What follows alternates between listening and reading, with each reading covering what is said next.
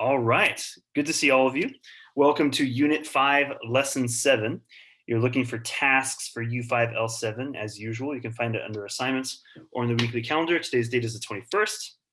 We'll do our usual pair share. The question for today is, here comes Garrett. What movie have you seen recently that you would recommend and why? And obviously this isn't in cinemas, so this could be something you watched on whatever streaming service you might be using. And if you're not a movie person, then you can mention a TV show or something like that, or if you watched a documentary or whatever. What's something you've watched recently that you would recommend? Think about that for 20 seconds. Oh, did I see a hand up? No. Okay. All right. And don't forget to say hi and check in with the person. Next on the docket is homework review. Pretty straightforward. You just had to make sure you completed the Biology of Human Skin Color Part 2, which hopefully you got mostly done in class. And then there is the second page of research content. Again, however, if you're not to your second page yet, don't panic. These assignments aren't worth any points. It's just more completion, incomplete. It's just allowing me to keep track of where you are. So it's okay if you're a little behind. You'll have time right up until the final, but just trying to pace you through the project stuff. So any questions or comments on those assignments?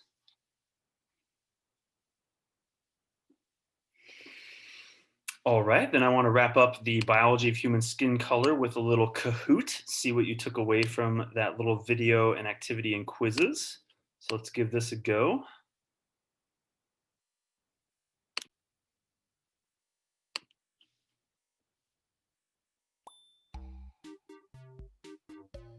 Okay, get on Kahoot.it, or if you got the app, the code is 98811. That's the shortest code I've seen in a long time. Please use your name or something close to it so we know who everybody is.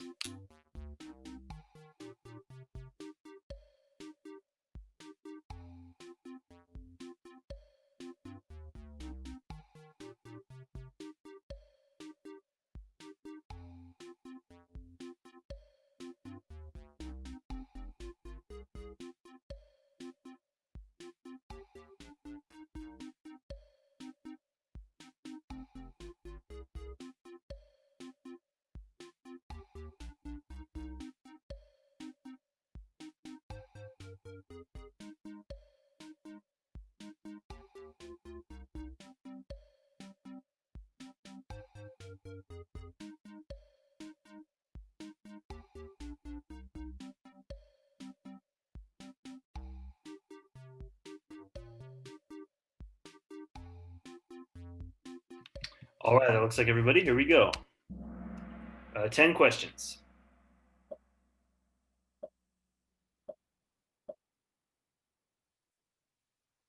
What is the primary function of melanin in humans?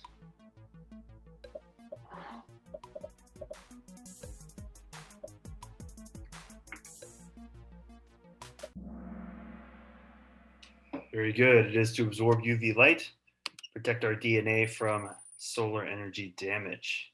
Gabby in the lead. In animals other than humans, melanin can be used for what? Think about that picture. Very good. It gives animals their coloration and makes camouflage possible. Alrighty. Ultraviolet light is most intense where? It's pretty easy. Nice. It is most intense at the equator. Most direct sunlight.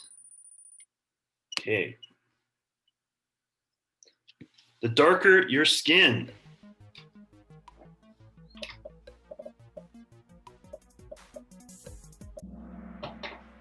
very good. The more protected you are from UV light, higher amounts of eumelanin. All right, Gabby's still in the lead. The dark skin of our ancestors living on the equator was advantageous because.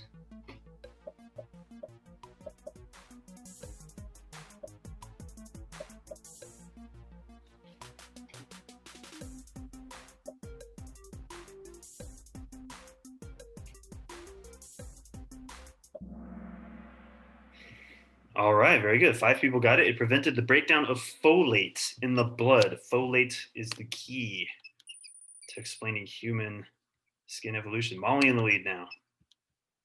All right, since we mentioned folate, what is folate?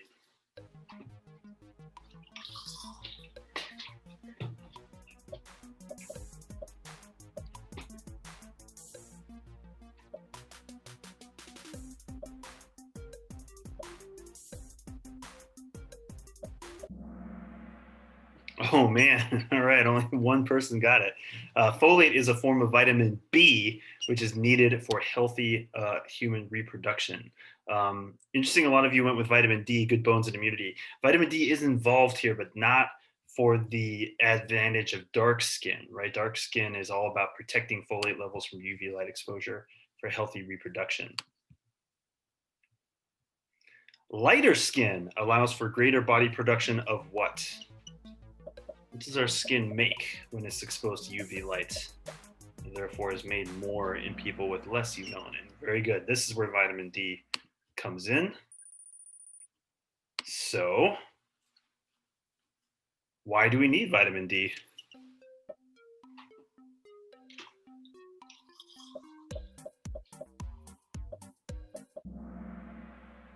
Very good. It does all of those things. It chiefly allows you to gain calcium from your diet. Calcium is very important for bone structure. You avoid getting what's called rickets, but also immune function and nervous system function. All right, Molly in the lead. Second to last question. Human skin color has changed throughout our evolutionary history, meaning it is a what?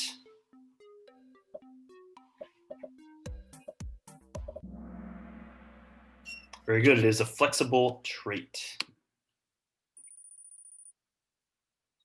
All right, last question. In contrast to past and sadly present misinformed beliefs, skin color is only truly indicative of what?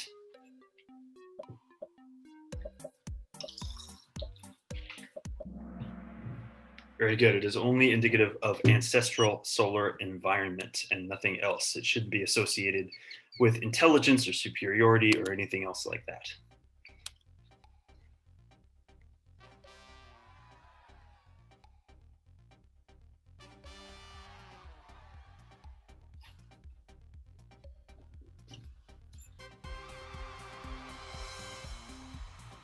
All right, way to go, Molly, Bailey, Keone, Julia, and Garrett Liddon, top 5. So here's what's going to happen. Mr. Olson is big into climbing, and he has connected us with Adrian Ballinger, who runs a sort of mountain adventures expedition company. So he's going to come speak. He's going to come on Monday, the 25th, but we will be meeting with him at 1 p.m. Pacific Standard Time, at 1 p.m. PST. So come to class then, and you're going to go to Mr. Olson's Zoom room. I have the Zoom address right there. It's on tasks to complete step number 5. I'll also throw up an announcement about our next class meeting, and I'll have the link to Mr. Olson's Zoom room there. You'll probably hear from me too to get in contact. If you can't make it, that's okay. We're going to record the Q&A, and so you'll be able to watch it later. But again, ideally, you will be there, and you'll be there with Mr. Olson's section of Human Anatomy and Physiology as well. So if you've been curious about who else is taking it, you'll see that. So that means, though, that day too, class time is open. So you don't have to come to class at 3:10 because we're making you come at 1. But I will be available. So I'm going to go ahead and open up my Zoom room like I normally would at 3:10, but I'll just be sitting there. And so if you want to come check in with me about whatever, missing work, more of the project stuff, you're welcome to do that. You don't have to, but that's what's happening. So hope that makes sense. So on Monday, you're coming in at 1 p.m. and then class time is open. So let's take a look at who this is who's coming in. So I've got on the very last bullet point, there's a web page about Adrian Ballinger. It looks like this. And if you scroll down, there's a little about him. So what I'm going to do is give you time to read through that. And there's a Google form I'd like you to answer some questions on. The Google form is titled Adrian Ballinger Guest Speaker Google Form. I'm going to time for, let's see, go for like 8 minutes just to read through that site and answer the questions on that Google form. So 8 minutes to read about Adrian Ballinger.